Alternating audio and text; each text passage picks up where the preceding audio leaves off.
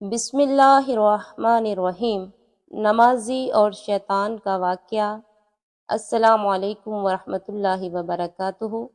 ناظرین، ایک شخص اندھیری رات میں فجر کی نماز پڑھنے کے لیے گھر سے نکلا۔ اندھیرے کی وجہ سے اسے ٹھوکر لگ گئی اور وہ منہ کے بل کیچڑ میں گر گیا۔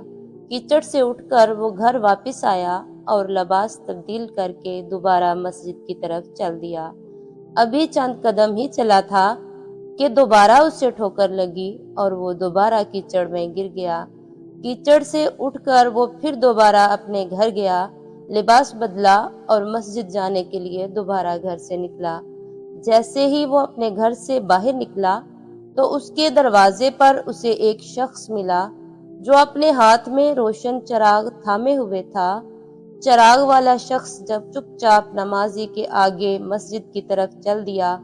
اس مرتبہ چراغ کی روشنی میں نمازی کو مسجد پہنچنے میں کسی دشواری کا سامنا نہیں کرنا پڑا۔ وہ خیریت سے مسجد پہنچ گیا۔ مسجد کے دروازے پر پہنچ کر چراغ والا شخص رک گیا۔ نمازی اس سے چھوڑ کر مسجد داخل ہو گیا اور نماز ادا کرنے لگا۔ نماز سے فارغ ہو کر وہ مسجد کے باہر آیا تو وہ چراغ والا شخص اس کا انتظار کر رہا تھا تاکہ اس نمازی کو چراغ کی روشنی میں گھر چھوڑ آئے۔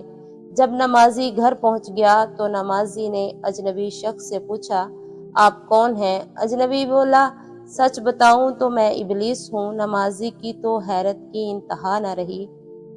اس اجنبی کی یہ بات سن کر نمازی سوچنے لگا، ابلیس، شیطان کیسے مجھے مسجد تک چھوڑ سکتا ہے؟